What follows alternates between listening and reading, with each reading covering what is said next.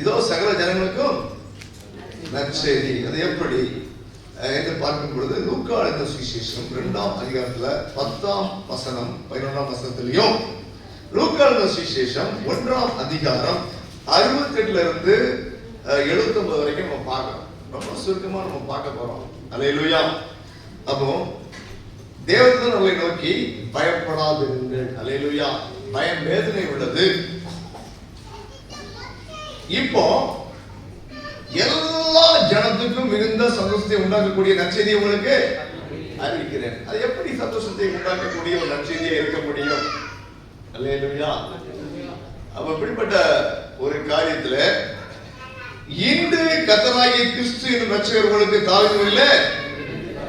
அப்போ ரட்சகர் என்றால் ரட்சிக்கிறவர். நம்மை மீட்டு அடிமைத்தனத்திலிருந்து மீட்டு அந்த அடிமைத்தனம் நம்மை மேற்கொள்ளாதபடிக்கு, நம்மை அடிமைப்படுத்தவர் மறுபடியும் நம்மை மேற்கொள்ளாதபடிக்கு நம்மை காக்கிறவர் ரட்சகர். கைவில சொல்லாமா?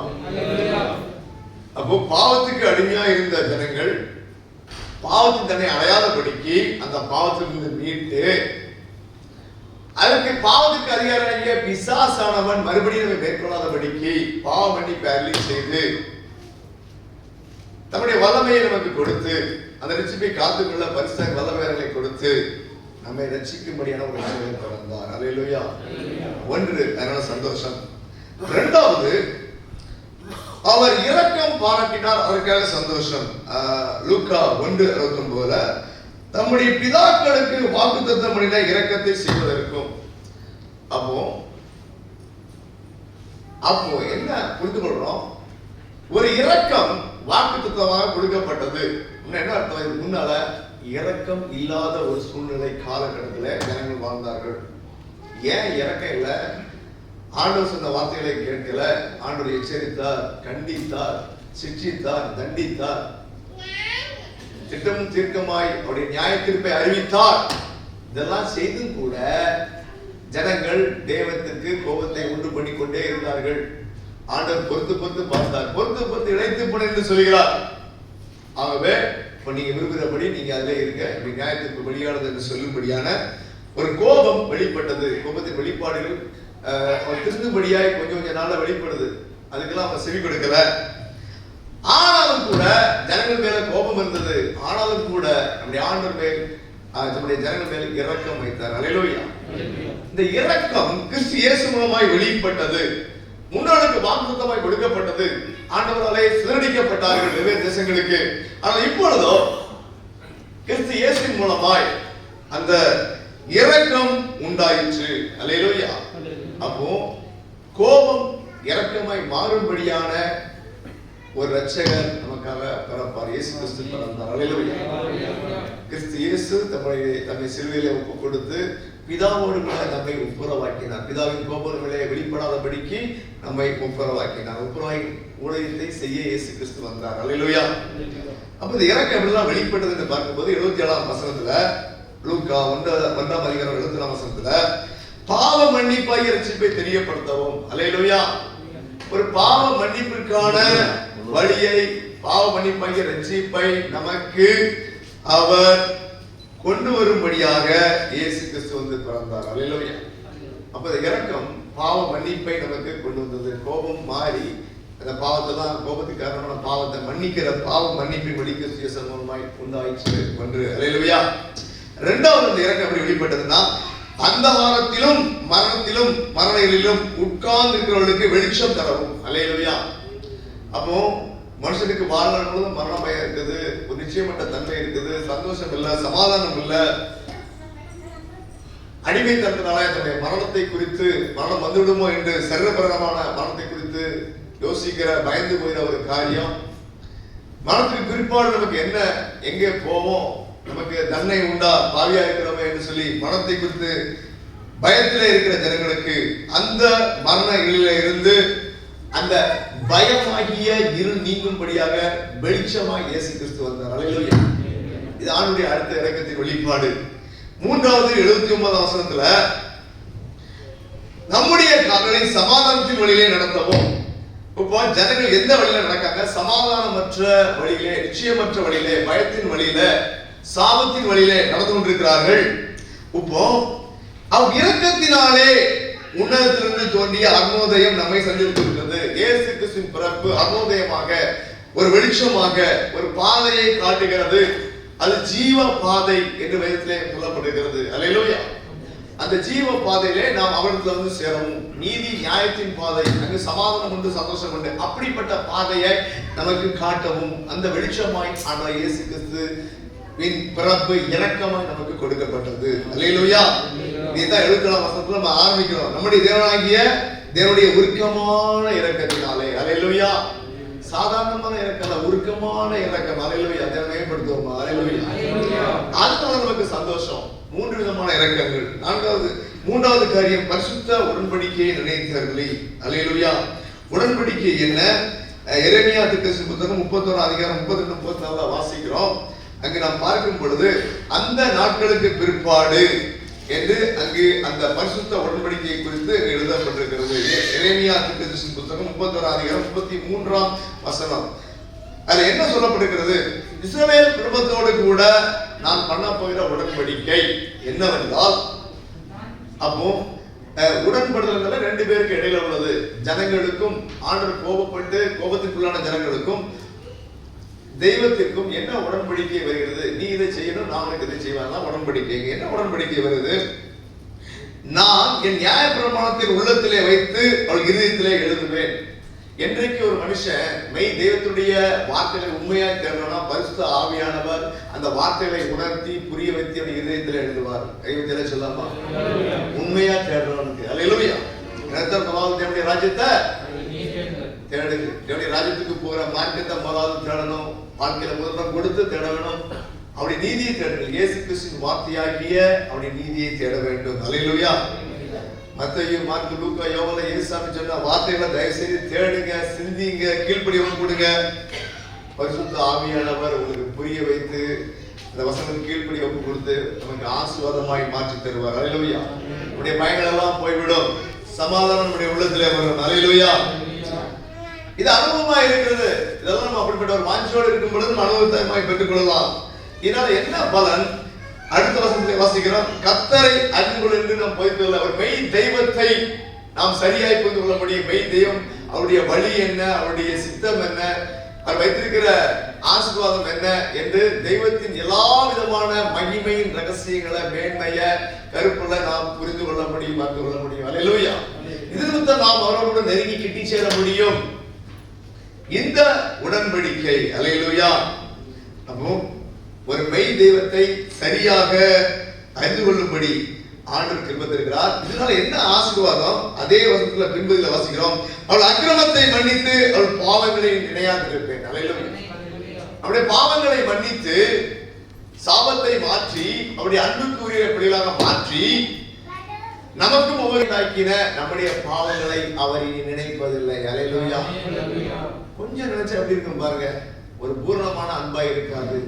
கிறிஸ்து இயேசு அன்பு பூரணமான அன்பாய் வெளிப்பட்டது. அல்லேலூயா. இன்றளவும் ஆண்டவர் இயேசு கிறிஸ்து அன்பை போல பெரிய அன்பு வேற எங்கேயுமே கிடையாது. அல்லேலூயா. நம்முடைய மனதை எத்தனை பேர் காயப்படுத்தலாம். நாம் அதிகமாக நேசிக்கிறவனுடைய மனதை காயப்படுத்தலாம். கவலையப்படாதீங்க. அல்லேலூயா. அவர்களை நம்ம நேசிக்கிறோம், அவர்கள் நம்மை நேசிக்கவில்லை. ஆனால் நம்முடைய ஆண்டவர் இயேசு கிறிஸ்து, அல்லேலூயா, அவர் நம்மை நம்முடைய பிள்ளையாய் நம்மை ஏற்றுக்கொண்டார். அல்லேலூயா. நம்மை மகிமையிலே சேர்க்கும்படியாக தான் அந்த உலகத்தில் வந்தார். அல்லேலூயா. பரலோக ராஜ்யத்துக்கு சேர்க்கும்படி நித்திய காலமாய் அவரோடு கூட நம்ம இருக்கும்படி விரும்பி அவர் நம்மை வந்த தேசத்துக்கு, இந்த உலகத்துக்கு வந்தார். அல்லேலூயா. நம்மை தேடி வந்த நல்ல தெய்வம் அவர். ஆகவே நாம் மெய் தெய்வத்தை அறிந்து கொள்ள வேண்டும். இதற்கான ஆண்டவரை தேட வேண்டும். ஆகையால் நாம் கர்த்தரை தெய்வத்தை முழுமையாக அறிய வேண்டும், அறிந்து கொள்வோம். நம்முடைய பாவங்கள் மன்னிக்கப்பட்டிருக்கோம், நம்முடைய பிள்ளையாய் மாறுவதுதான் உடன்படிக்கை. அல்லேலூயா. அவரை தேடுகிற ஒரு காரியத்தில் ஆரம்பித்து இப்படிப்பட்ட ஆசீர்வாதமான அந்த உடன்படிக்கை, நீ இதை செய்ய வேண்டும், நான் இதை செய்வேன் என்கிற அந்த உடன்படிக்கையில மாணவரை தேடும் பொழுது பரிசுத்த ஆவியானவருடைய வார்த்தைகளை நமக்கு புரிய வைத்து உணர்த்தி எழுதி, அல்லேலூயா, அவரை அறிந்து கொள்ளவும் மன்னிப்பை பெறவும் அந்த உடன்படிக்கையிலே நம்மை நடத்துவார். அல்லேலூயா. கிறிஸ்து இயேசுவை பின்பற்றுகிற உடன்படிக்கைக்கு உள்ளாக நம்மை ஒப்புக் கொடுக்க வேண்டும். ஒப்புக் கொடுத்தால் இந்த ஆசீர்வாதம் நமக்கு கிடைக்கும். அல்லேலூயா. ஞானஸ்தானமாகிய உடன்படிக்கை என்று சொல்லப்பட்டிருக்கிறது. அது உடன்படிக்கைக்கு அடையாளமாக இருக்கிறது. கிறிஸ்து இயேசுவின் மேல் நம்பிக்கை வைத்து அவரை பின்பற்றுவேன் என்பதற்கு அடையாளமாக இருக்கிறது. பாவங்களை அறிக்கை செய்து விட்டு விடுவது, பழைய பாவங்களை மரித்தான், தண்ணியிலே மூழ்கும் பொழுது அடக்கம் செய்யப்படுவதற்கு எத்தனமாக இருக்கிறது. தண்ணியிலிருந்து எழும்பும் போது கிறிஸ்து இயேசு மேல் விசுவாசம் வைத்தவனாய், அவருடைய வார்த்தையை நம்புகிறவனாய், அவர் சொல்படி நடக்க ஒப்பு கொடுத்த ஒரு காரியத்துக்கு அடையாளமாக இருக்கிறது. அப்போ உடன்படிக்கையில என்ன ஒரு காரியம்? நாம் கிறிஸ்து இயேசுவை பின்பற்ற ஒப்பு கொடுக்க வேண்டும். இதனால் அவருடைய பாவம் மன்னிக்கப்பட்டு நமக்கு நித்திய ஜீவன், இந்த உலக வாழ்க்கைக்கு எது எது நமக்கு தேவையோ எல்லாம் கூட கொடுக்கிற ஆசீர்வாதம். அல்லேலூயா.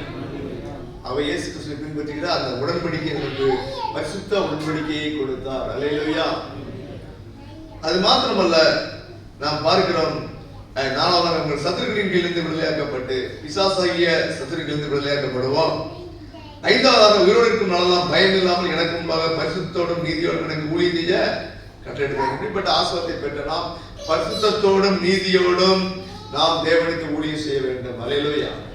ஆண்டவர் இயேசு கிறிஸ்து சொன்ன ஒரே நம்ம கட்டளை கொடுத்த ஒரே ஊழியம் மத்தேயு கடைசி அதிகாரத்துல இருக்குது. நீங்கள் புறப்பட்டு போகணும். நம்மளை தேடி வந்து யாரும் ஆண்டவருடைய வார்த்தை கேட்க மாட்டாங்க. அப்படின்னா என்ன அர்த்தம்? நமக்கு யார் யாரெல்லாம் சுவிசேஷம் சொல்ல முடியுமோ அங்கு போய் நாம் செய்ய வேண்டும், சொல்ல வேண்டும். என்ன கொடுக்கப்படுகிறது? நீங்கள் புறப்பட்டு போய் சகல ஜாதிகளையும் சீஷராக்குங்க, இயேசு கிறிஸ்துவை பின்பற்றுகிறவர்களாக மாற்றுங்கள், நான் உங்களுக்கு கட்டளையிட்ட யாவையும் அவர் கைக்கொள்ளும்படி, இயேசு கிறிஸ்து சொன்ன வார்த்தைகளை கைக்கொள்ளும்படி கீழ்ப்படியும்படி நீங்கள் வந்து உபதேசம் பண்ணுங்கள். இந்த உபதேசத்தை பண்ணா நம்ம முதல்ல கிறிஸ்து இயேசு வார்த்தைகளுக்கு ஒழுங்கா கீழ்ப்படியணும். கீழ்ப்படியவே செய்ய முடியாது. நம்ம முதல்ல தகுதி பண்ணணும்.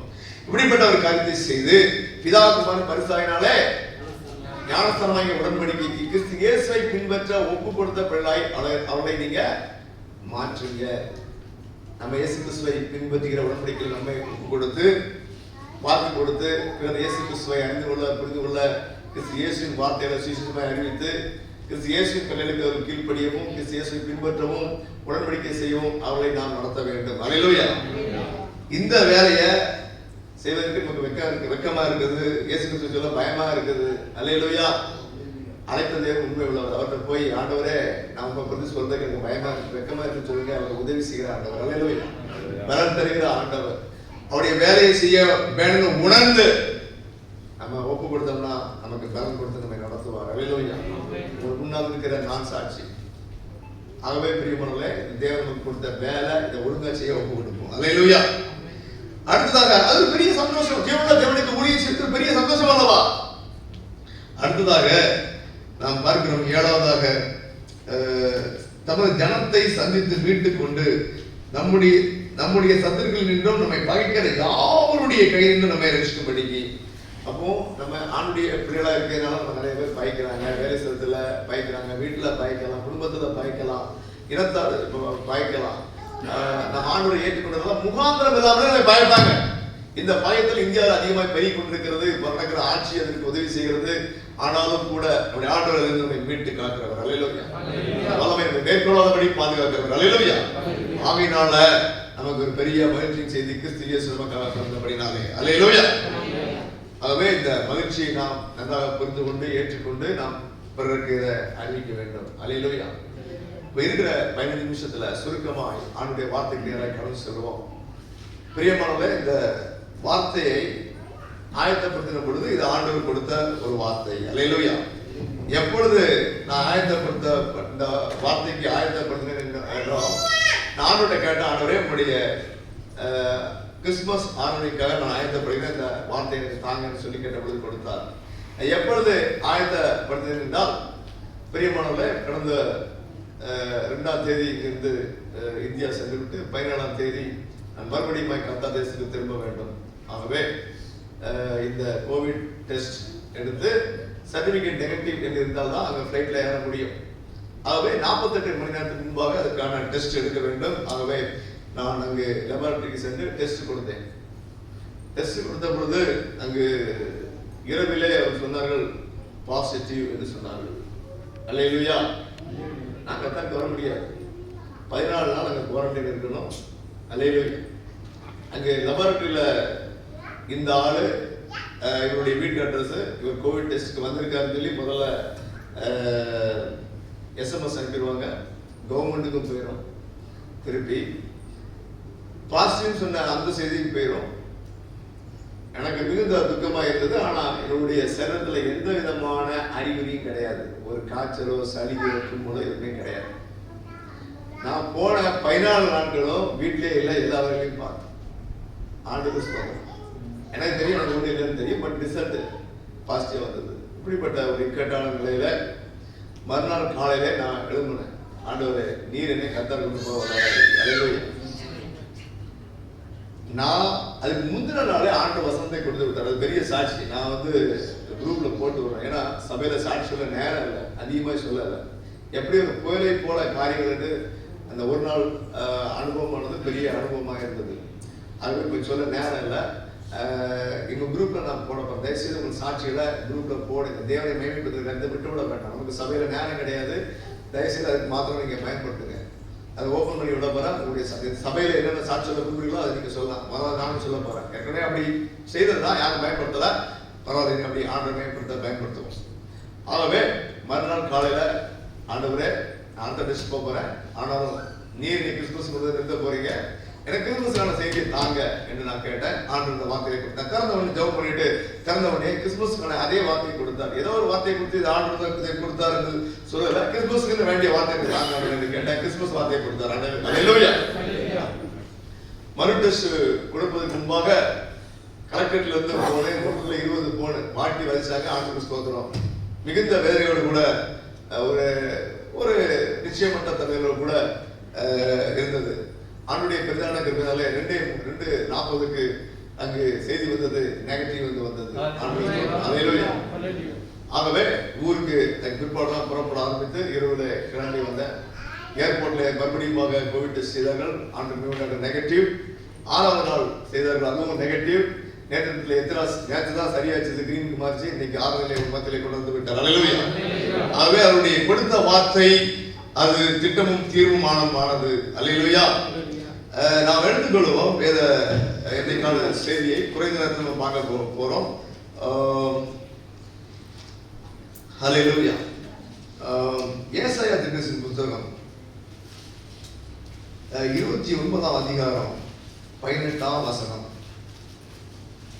ஏசாயா 29:18. அக்காலத்திலே செவிடர் புத்தகத்தின் வசனங்களை கேட்பார்கள்.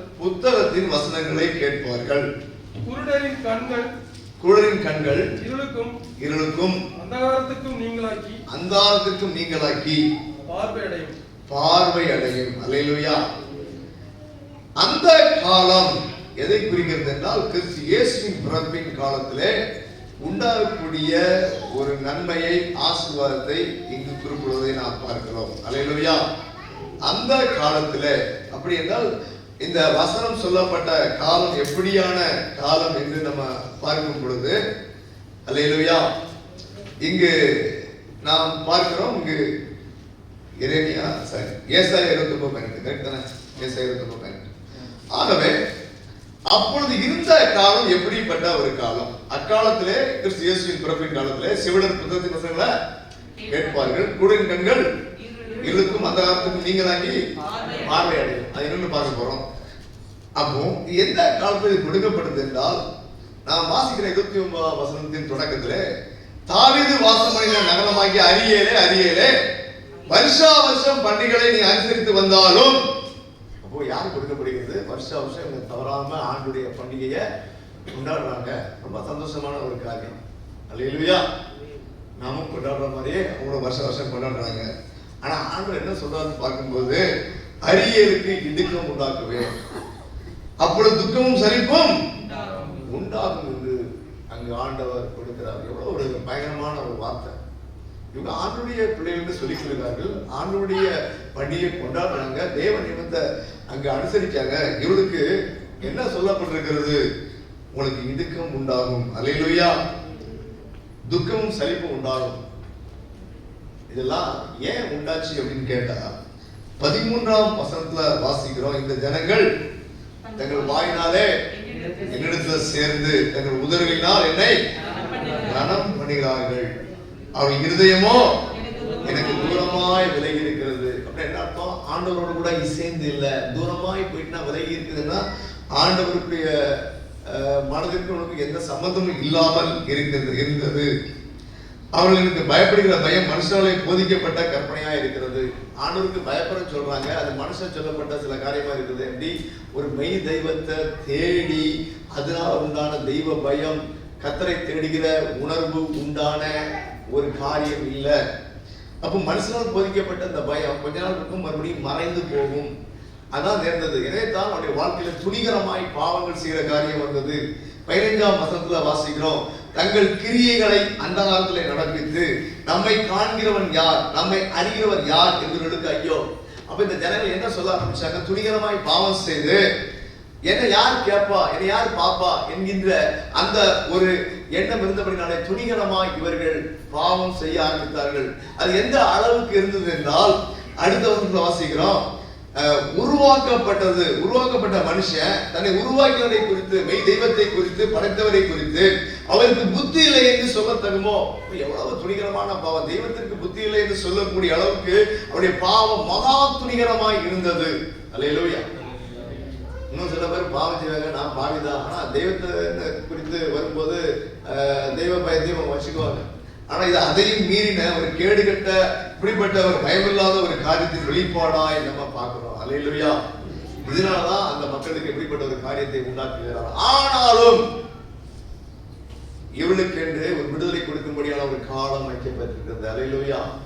ஜனங்களை நேசிக்கிறவர் அப்படியே விடுவதால தண்டனைக்குரியல அப்படியே நரகத்துல போய் அவள நியாயத்துக்கு சென்று விரும்புகிற நம்முடைய ஆண்டவர் அல்ல. அல்லேலூயா. எனவே தான் இவனுக்கு என்று ஒரு வழியை கொண்டு வரும்படியாய் அவர்கள் குருடராய் இருக்கிறபடினாலே, செவிடராய் இருக்கிறபடினாலே மெய் தெய்வத்தை அறியவில்லை. அப்போ இந்த செவிடர் யார், இந்த குருடர் யார் என்று பார்க்கும் பொழுது நம்முடைய வாழ்க்கையில் எப்படிப்பட்ட செவிட்டுத்தனம், குருட்டுத்தனம் இருக்கா, இதனால நம்ம துணிகரமாய் பாவம் செய்கிறோமா என்று அறிந்து உணர்ந்து அதிலிருந்து வெளிவரக்கூடிய அந்த கிறிஸ்து இயேசுவின் பிறப்பின் நாளிலே அந்த அவர் கொடுக்கப்பட்ட ஆலோசனை, அந்த வழியை நம்ம பின்பற்றி குருடுக்கும் செவிடுக்கும் நம்ம விலக்கி பாதுகாக்க இந்த வேலையை ஆண்டவர் நமக்கு ஆசீர்வாதம் தருவாராக. அல்லேலூயா. அப்போ இந்த குருடு அப்படின்னு முதல்ல செவிடு என்ன? வேதத்திலே ஒரு காரியத்திலே நாம் பார்க்கிறோம். எந்த ஒரு காரியமும் ஒன்று நடைமுறை வாழ்க்கைக்கு ஒத்த காரியத்திலே அங்கு வசனம் சொல்லப்பட்டிருக்கிறோம், அல்லது ஆவிக்குரிய அர்த்தத்திலே சொல்லப்பட்டிருக்கிறோம். அப்ப வசனத்தை நம்ம பகுத்து அறிய வேண்டும். இங்கு ஆவிக்குரிய அர்த்தத்துல செவிட்டையும் குருடையும் கொடுக்கப்பட்டிருக்கிறது. ஆனா ஆண்டவர் இயேசு கிறிஸ்து வந்த பொழுது அவர் சர்வவல்லமையுள்ள தேவன் ஆவிக்குரிய செவிட்டுத்தன்மையை நீக்கினார், ஆவிக்குரிய குருட்டுத்தன்மையை நீக்கினார். சரீரத்திலே காணப்படுகிற செவிட்டுத்தன்மையும் குருட்டுத்தன்மையும் நீக்க வல்லமையுள்ள தேவனாக இருந்தார். அல்லேலூயா. ஆனா இங்கு சொல்லப்பட்ட வசனம் என்னது? இது ஆவிக்குரிய அர்த்தத்திலே சொல்லப்பட்ட ஒரு காரியம். அப்போ இந்த செவிடு என்னது, இந்த குருடு என்னது, இந்த இடத்துல காணப்படுகிறதா? கிறிஸ்து இயேசு பிறந்ததினாலே இந்த கருத்து ஒரு விடுதலை உண்டாக்கும்படியான வழியை வைத்திருக்கிறாரே, அளவுக்கு எப்படி பிரயோஜனப்படும் என்பதை பார்த்தால் புரியும். அப்போ செவிடன் யார்? ஆவிக்குரியவர்களே செவிடன் யார்? எரேமியா தீர்க்கதரிசியின் புத்தகம் 9ஆம் அதிகாரம் 20ஆம் வசனம் வாசிக்கலாம். எரேமியா 9:20.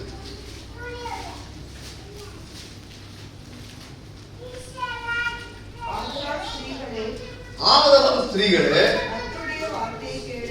கர்த்தருடைய வார்த்தையை கேளுங்கள், உங்கள் செவி அவருடைய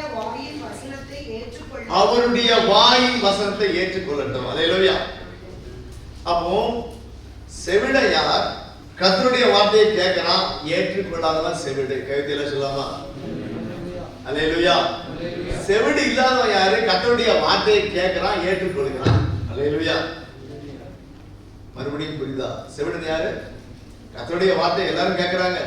ஏதான் அந்த இயேசு கிறிஸ்து சொன்னார், காது உள்ளவர் கேட்க கடவுள். அல்லேலூயா.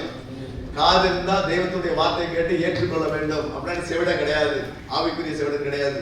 கர்த்தருடைய வார்த்தை கேட்டு ஏற்றுக்கொள்ள யாரு? செவிடன். அல்லேலூயா. இதைத்தான் வாசிக்கிறோம். யோவான் சொன்னார், எச்சரிக்கிறார், செவிட்டு வரியின போல நீங்க இருக்கீங்க. அல்லேலூயா. எத்தனை முறை உங்களுக்கு ஆண்டுடைய வார்த்தையை சொன்னாலும் செவிட்டு வரி என்ன செய்யும்? ஒரு எஃபெக்டும் இருக்காது. நம்ம எதெல்லாம் சத்தத்தை உண்டாக்கினாலும் அது அசையாது. நீங்க செவிட்டு வரியின போல இருக்கீங்கன்னு சொல்லி மத்தேயு 3ஆம் அதிகாரத்துல அவர் சொல்கிறார். எனவே தான் அவர் எச்சரித்தார், விரியன் பாம்பு குட்டிகளே. அல்லேலூயா. இது செவிட்டு வரியின குறிக்கிறது. சங்கத்தில் எழுதப்பட்டிருக்கிறது, செவிட்டு வரியின போல இருக்கீங்க அப்படின்னு சொல்லி. அப்ப என்ன அர்த்தம்? நீ என்னவும் சொல்லு, நான் எதுக்கு கேட்கணும்? என்று ஆண்டுடைய வசனத்துக்கு விரோதமாக இவன் சொல்லாம சொல்றாங்க. அல்லேலூயா. ஆவிக்குரிய செவிட்டுத்தனம். அல்லேலூயா. அடுத்தது ஆவிக்குரிய குருட்டுத்தனம் என்ன? நம்ம வாசிப்போம். 2 கொரிந்தியர் 4:4 வசனத்தை வாசிக்கலாம். 2 கொரிந்தியர் 4:4.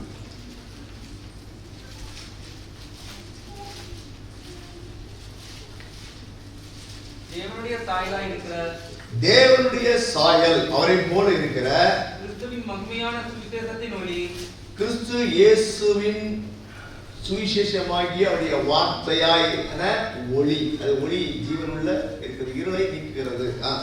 அவிசுவாசிகளாகி அவர்களுக்கு பிரகாசமாய் இராதபடிக்கு, அவிசுவாசிகள் அவர்களுக்கு இந்த வார்த்தை பிரயோஜனப்படாது. ஏனென்றால் கிறிஸ்து இயேசுவின் வார்த்தைகளை அவர்கள் கேட்கிறார்கள், அவர்கள் விசுவாசிக்கவில்லை. இப்பிரபஞ்சத்தின் தேவனானவன், இப்பிரபஞ்சத்தின் தேவனாகிய பிசாசானவன் அவர்களுடைய மனதை கூடாக்கினான், அவருடைய மனக்கண்களை கூடாக்கி இருக்கிறார். அல்லேலூயா. அப்போ கண்கள் கூடாக்கப்பட்டது அதாரமாக இருக்கிறது. இது மனக்கண்ணை குறிக்கிறது. அல்லேலூயா. மனக்கண்கள் எப்படிலாம் தெளிவாக இருக்க வேண்டும் என்று வேதம் சொல்லுகிறது. நேரம் இல்ல. இன்றைக்கு என்ன பார்க்க போறோம் அப்படின்னா, இந்த ஆவிக்குரிய குருடு என்ன? ஆண்டவராகிய இயேசு கிறிஸ்துவின் வார்த்தைகள் தெரியும், ஆனால் அதை விசுவாசிப்பது இல்லை. பொய் சொல்லாதிருப்பாயாக. பொய்லாம் சொன்னாம வாழ்க்கையை நடத்த முடியுமாங்க? சின்ன பொய்லாம் சொன்ன என்ன பிரச்சனை? அல்லேலூயா. அப்போ ஆண்டுடைய வார்த்தையை கேட்கிறாங்க, சபைக்கெல்லாம் வாராங்க. ஒருவேளை நாம அப்படிதான் இருந்தோம், சின்ன பாவம் நினைச்சு நம்ம பொய் சொல்லியிருக்கிறோம். அல்லேலூயா. சின்ன காரியத்தை வச்சா பிசாசு நம்ம கவத்துவான். அல்லேலூயா.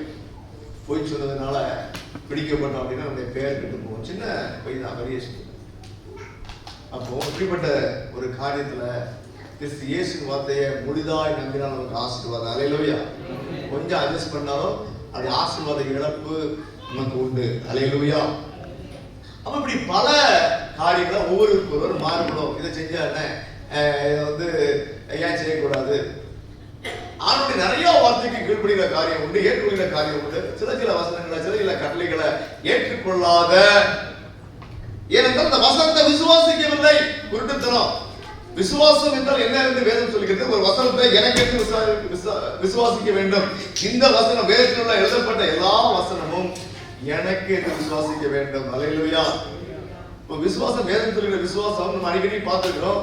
அந்த விசுவாச வார்த்தை யோசிக்க வேண்டும். ஒரு வசனத்தை வாசித்தா நம்ம யோசிக்க வேண்டும். என்ன யோசிக்கணும்? இந்த வார்த்தையை எப்படி செயல்படுத்துவது நம்முடைய வாழ்க்கையில. அதான் விசுவாசம். அல்லேலூயா. அடுத்தது அந்த வார்த்தை குறித்து பேச வேண்டும். இதுதான் நம்ம ரோமர் 10ஆம் அதிகாரத்தில் வாசிக்கிற விசுவாசத்தை குறித்து. அப்போ உண்மையான விசுவாசம் என்றால் நாம் வாசித்த வசனத்தை குறித்து சிந்திக்க வேண்டும். இரண்டாவது, வாசித்த வார்த்தையை நம்ம வாயினாலே அறிக்கை செய்ய வேண்டும். வாயிலிருந்து இந்த வார்த்தை புறப்பட வேண்டும். தைரியமா இந்த வார்த்தையை நமக்கு சொல்ல வேண்டும். விசுவாசித்தேன் ஆகையால் பேசுகிறேன் என்று நம்முடைய விசுவாசம் உண்மையா இருக்கும் என்றால் நம்முடைய வாயிலிருந்து அந்த வார்த்தை வெளிப்படும். அல்லேலூயா. மூன்றாவது, ரோமர் 10ஆம் அதிகாரத்தை நம்ம தொடர்ந்து வாசிக்கிறோம். நம்முடைய விசுவாசம் கீழ்ப்படிதலிலே வெளிப்பட வேண்டும். அல்லேலூயா. இதான் விசுவாசம். அப்ப இந்த விசுவாசம் இல்லாதபடினாலே, வேதம் சொன்ன விசுவாசமா இல்லாதபடினாலே, பிசாசானவன் அவள் கண்களை குருடாக்கி வைத்திருக்கிறபடினாலே, சுவிசேஷத்தின் ஒளியிலே, இந்த வேத வார்த்தையிலே கிறிஸ்து இயேசுவை நாம் காண முடியவில்லை. அல்லேலூயா. இந்த வேத வார்த்தையிலே மெய் தெய்வத்தை அறிந்து கொள்ள முடியவில்லை, காண முடியவில்லை. ஒரு மெய் தெய்வமாய் ஆண்டுடைய வார்த்தைகளை, அவருடைய வார்த்தைகளை நம்ம பார்க்க முடியல. அல்லேலூயா. ஆகையினால பிசாசானவனுடைய கண்களை குருடாக்கி வைத்திருக்கிறான். அல்லேலூயா. வேத வசனத்தை அநேக வசனம் ஏற்றுக்கொள்ள முடியல, ஆர்கியூ பண்றோம். அதுல என்ன தப்பு இருக்கு? வானத்தையும் படைத்த சொன்ன வார்த்தை எதிர்பேசி பேசாம கேட்போம். அதான் விசுவாசம். அல்லேலூயா. அப்ப நம்ம மாற்றிக்கொள்ளணும். நம்ம எல்லாமே குருடரா இருந்தோம், ஒவ்வொரு விதத்துல குருடரா இருந்தோம். ஆனா சத்தியத்தை அறிந்து கொண்ட பிற்பாடு அப்படியே கீழ்ப்படிய ஒப்பு கொடுத்தல் பரிசுத்தம். அல்லேலூயா.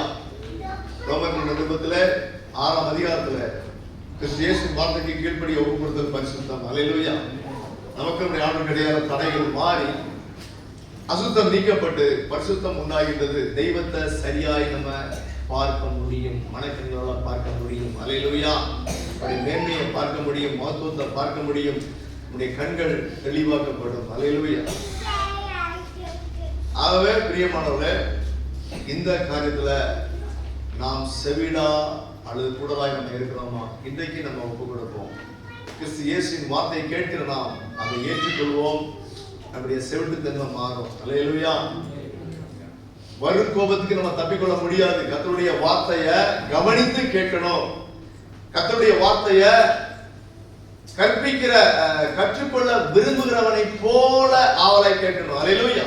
சபைக்கு எதுக்கு வந்திருக்கோம்? கர்த்தருடைய வார்த்தை போதிக்கப்படுகிறது, இதை கவனித்து கேட்க வரணும். அல்லேலூயா. வேற சிந்தனை போகக்கூடாது, வேற ஆள் மேல பார்வை போகக்கூடாது. பயத்தோடு பக்தியோடு இருக்கணும். நான் இன்றைக்கு கற்றுக்கொள்ள போகிறேன். ஜெபம் பண்ணுங்க. ஆண்டவரே, இன்னைக்கு யார் செய்தி கொடுக்க போறாங்களோ, பாஸ் செய்தி கொடுத்தாரோ, நீங்க எங்களுக்கு போதிங்க ஆண்டவரே. அல்லேலூயா. அந்த அபிஷேகத்தை அவருக்கு கொடுங்க. எங்களுக்கு வேண்டியதா நீங்க அவருக்கு கொடுங்க. அல்லேலூயா. நாங்க பைபிள் காலேஜ்ல படிச்ச தன்மையில வந்து இங்க பிரசங்கம் பண்ணக்கூடாது. அது பேசாது. ஆண்டவரோட உங்களோட பேச உங்க மனதில் ஏறாது. அல்லேலூயா.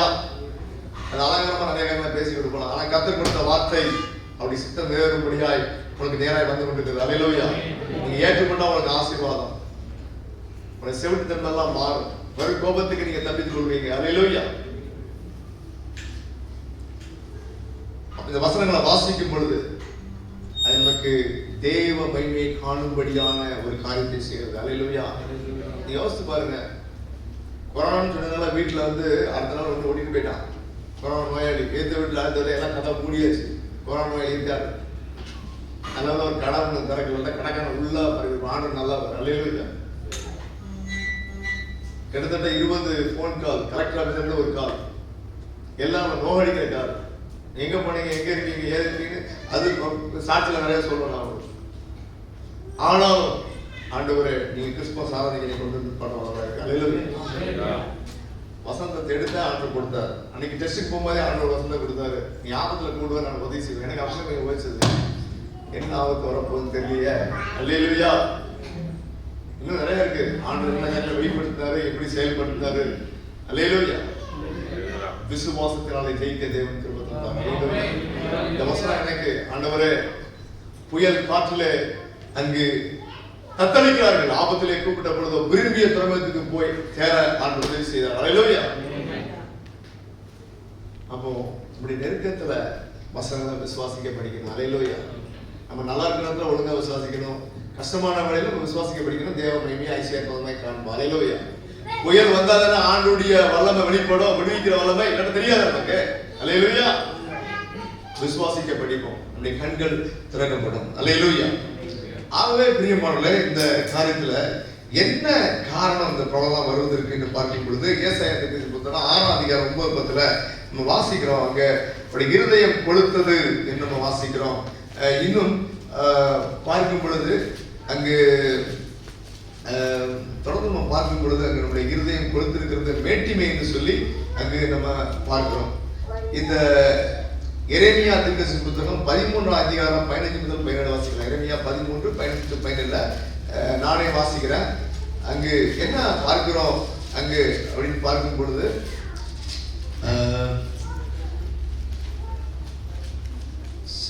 இருக்கட்டும், செவி கொடுக்கப்பட்டால் அந்தகாரம் என்று சொல்லி அங்கு நம்ம வாசிக்கிறோம். அப்போ ஏன் கேட்க மாட்டாங்க? ஆண்டுடைய வார்த்தையை கேட்கறாங்க. ஏன் ஏற்றுக்கொள்ள? செவி கொடுத்து கேளுங்கள், வேண்டிமையாய். அப்ப நமக்குள்ள என்ன இருக்குது? ஒரு வேண்டிமை இருக்குது, நமக்கே தெரிய மாட்டேங்குது. ஆண்டுடைய வார்த்தையை கேட்க மனசு இல்ல, நமக்குள்ள ஒரு வேண்டிமை இருக்கிறது. அவர் அந்தகாரத்தை வரப்பண்ணுவதற்கு முன்னும் அதனால நம்ம வாழ்க்கையில பெரிய அந்தகாரமாகி இருள் வருது. அல்லேலூயா. இருண்ட மலைகளில் போதும் இருக்கட்டும். அப்ப தொடர்ந்து வாசிக்கிறோம் 17ஆம் வசனத்துல, உங்கள் பெருமை நிமித்தம் துக்கித்து மேட்டிமை பெருமையாக காணப்படுகிறது. அல்லேலூயா. பெருமை உள்ளவனுக்கு தேவன் நம்ம ஆண்டுக்கு எதிரியா இருக்கும். ஆண்டுடைய வசனத்தை கேட்டு ஏற்றுக்கொண்டா நம்ம யாருமே ஆண்டவருக்கு எதிரியா இருக்கிறோம். மேட்டிமை இருக்கிறது. சில காரியங்களை மாத்திரம் தானே, அதுவும் ஆண்டுக்கு பிரியமில்லாத ஒரு காரியம். ஆண்டவருக்கு எதிரியாக தான் இருக்கிறோம். அப்போ இப்படிப்பட்ட ஒரு காரியம் இருக்கிறது. ஏசாயா தீர்க்கதரிசி நாட்களில் ஆண்டவர் என்ன சொன்னார்னா, ஏசாயா 6:9-10 வாசிக்கலாம். இந்த ஜனங்களை நோக்கி காதார கேட்டு, அப்போ என்ன நோக்கம்? தேவனுடைய வசனத்தை காதார கேட்டு உணர்வடையணும். அது இல்ல கண்ணார பாக்குறீங்க, அப்போ பார்த்து அறிய வேண்டும், அதுவும் இல்ல உங்களுக்கு.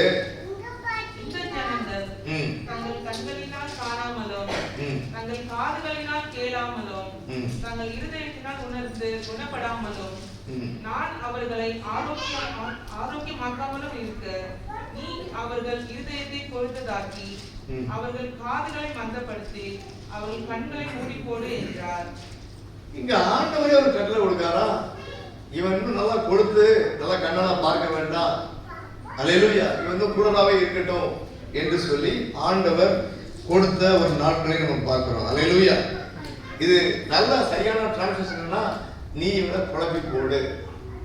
ஏன்னா ஆண்டவர் நீடிய நாட்களாய் திருப்பி திருப்பி தீர்க்கதரிசிகளை அனுப்பி கற்றுக் கொடுத்து எதையும் கேட்கவே மாட்டான் என்று சொல்லப்படினாலே இனி இவர்கள் திருந்துவார்கள் என்ற நம்பிக்கை இல்லாத பொழுது தீர்க்கதரிசி அனுப்புறாரு, இவங்க கண்களை மூடிக்கொடு, அல்லேலூயா, காதுகளை மந்தப்படுத்துன்றாரு. அது எப்படி நடக்கும்?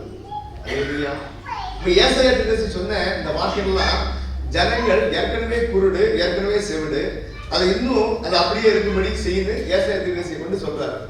அப்போ தீர்க்கதரிசி சொன்ன தேவனுடைய வார்த்தையெல்லாம் சத்தியமா இருக்கிறது இங்க எழுதப்பட்டிருக்கிறது. அது எப்படி அந்த காலத்துல உள்ள அந்த மக்களை அது செவிட்டுத்தனத்துக்கும் கூடத்தனத்துக்கும் மறுபடியும் இருக்கும்படியா செய்தது என்றால், அல்லேலூயா, ஏசாயா தீர்க்கதரிசி கொண்டு ஆண்டவர் பேசுகிறாரு.